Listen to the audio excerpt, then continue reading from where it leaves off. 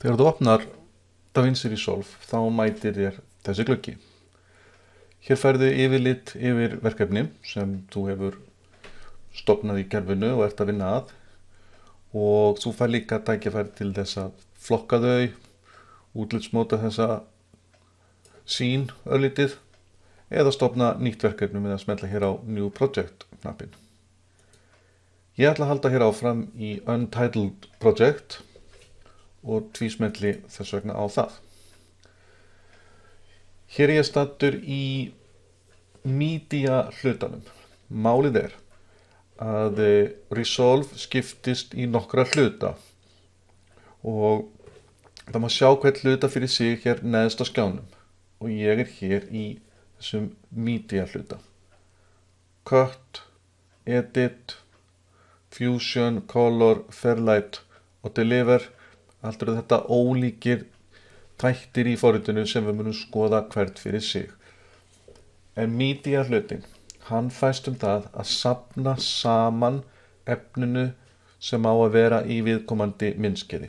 Það er að segja, ég er að fara að búa til vídeo og fyrsta skrefið er að safna saman öllum myndskeiðunum, öllum hljóðunum, öllum ljósmyndunum, öllum teikningunum, öllu því sem á heima í þessu vídeói.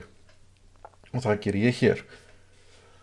Nú, þessi skjár virkar dálítið flókinn og hann skiptist í nokkra hluta, og þegar við erum búin að fara aðeins yfir þetta, þá sjáum við að í raun er þetta sára einfalt.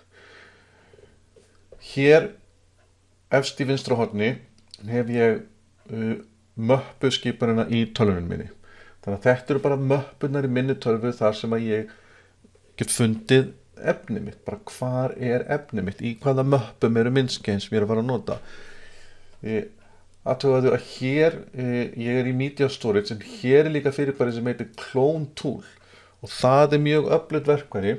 Ég ætla ekki að fara sérstaklega við það núna, en það er mjög öflugt verkfæri til þess að sækja efni af til að mynda SD-kortum, afrita vídeóskrár af myndavélakortum yfir í tölvuna.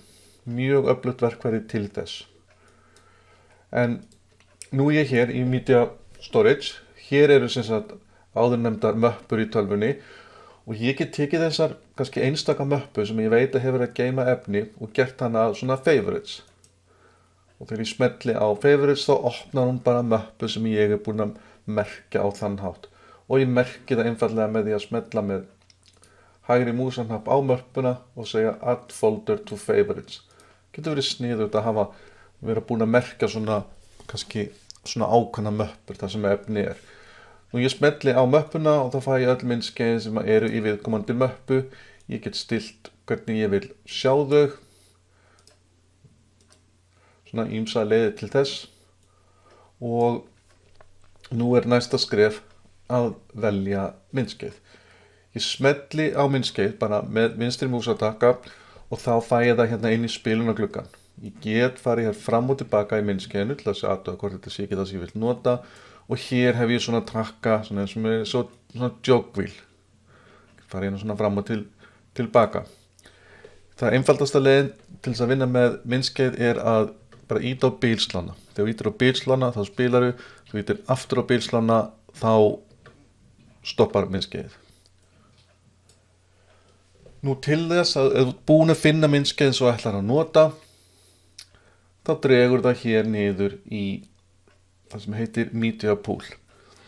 Og þá getur verið að þú fái þessi skilaboð. Það sem er verið að segja er að stillingar á myndskeiðinu eru ekki í stillingar sem á þessu viðkomandi myndbút eru ekki í samræmi við stillingarnar á myndskeiðinu í heild sinni. Það er að segja þeim þú ert að búa til. Ég ætla að smella hér á Don't Change.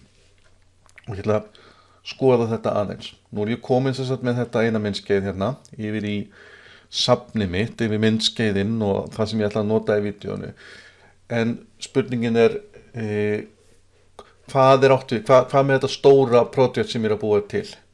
Nú hér neðst í hægra horni er takki sem heitir Project Settings. Hann er líka í fælglugganum, fælið að edit, ég manna ekki. Smelli hér og þá fæ ég upplýsingar myndskeiðið sem að ég er að búa til. Það er að segja ekki litlu bútana heldur heildar myndskeiðir, og að sjálfsögðu er best að setja þessar stillingar strax í upphafi. Nú ég að búa til vídeo sem í HT upplaust, það 1920 sinnum 1080, þannig ég bara búin að velja það hér úr þessum glugga. Ég þarf ekkert að akkurat núna að vera að fikta mikið annað með þessar stillingar, en svona fyrst í stað allavega að hafa á hreinu hvað þú ert með, hversu stórt vídeo þú ert að búa til, því að þú getur verið með búta sem eru kannski í 4K eða 5K eða eitthvað annað. Og við skulum skoða eitt hérna annað, það frame-rateið sem að vídeóð á. Vídeóð sem ég ætla að búa til á að vera 24 rammar á sekundu. Og það sem getur gerst, ég þarf ekki að gera save, ég búin að vista þetta, það sem getur gerst það að þessi bútar eru ekki samræmi við þetta heildar myndskeið mitt. Ég get smellt hérna á metadata til þess að sjá upplýsingar viðkomandi myndbút. Þetta nú ég með þennan myndbút valinn. Og ég sé að hann 1920 sem 1080, hann í HD upplausn, ég get sé lengdin á hann líka, þannig að það fínt. En ég sé líka að hann 60 eða 59,940 rammar á sekundu. Þannig að tímalínan mín 24 rammar á sekundu, sem svona eðlileg tímalína, ekki það sem að 60 rammar á sekundu, það bara öðruvísi. Þannig að þegar ég dreg þetta myndskeið yfir á tímalínuna, þá mun ég fá aðvörun. En DaVinci getur alveg breytt þessu vídeo úr 60 rammar á sekundu niður í 24. Við skoðum það bara síðar. Þannig ég ætla að halda hérna aðeins áfram. Nú, ég get verið með myndskeið og valið hérna, segjum ég ætla að nota þetta, dreigið það bara hérna niður og kannski þetta hérna líka. En það sem ég get líka gert að hugsalega ætla ekki að nota allan þennan bút. Get nefnilega að nota þetta viðmót til að velja bútana sem ég ætla að nota. Þannig ég get valið upp af staðsetninguna, ítt á á lyklaborðinu sem stendur fyrir inn, og ég get valið útpunktinn og ítt á O. Bæða tímalínuna ítt á O. Það gerir þetta hérna aftur. Þannig ég með og O sem stendur fyrir inn og out. Og þá ég bara hugsunin svo, ég ætla bara að nota þennan bút hérna í myndskeiðinu mínu. Þess að ég gæti verið með langa klippur og ég vil kannski bara velja svona smá hluta úr hverri klippu til að nota. Nú eða 3 eða 4 hluta úr sömu löngu klippunni. Þegar ég tek þennan hérna bút hérna og drega niður, þá fæ ég þessi skilaboð, new subclip, og ég get gefið honum nafn.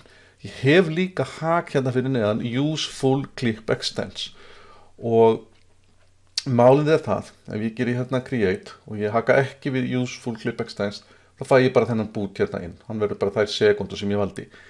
Ef að ég dreg þetta hins vegar niður, ég búin að draga niður þannig að finna annan hérna.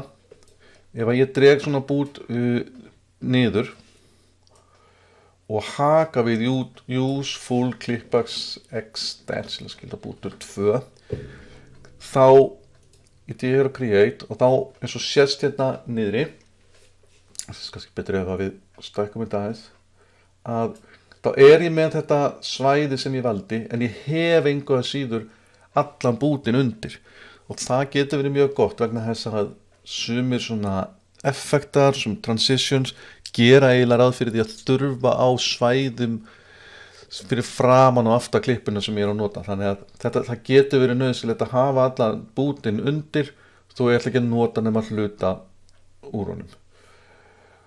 Nú, ég að skoða þetta aðeins nánar hérna. Hér til vinstri má sjá master, og ef ég hægri smelli hér inn, þá get ég búið til möppur, og ég nota þá möppur til þess að flokka efni mitt. Og hérna sem sagt þá möppustruktúrin allur. Master þá bara yfir mappan hérna, og svo get ég verið með undir möppur, og ég get smellt með hægri til þess að endurskýra þetta.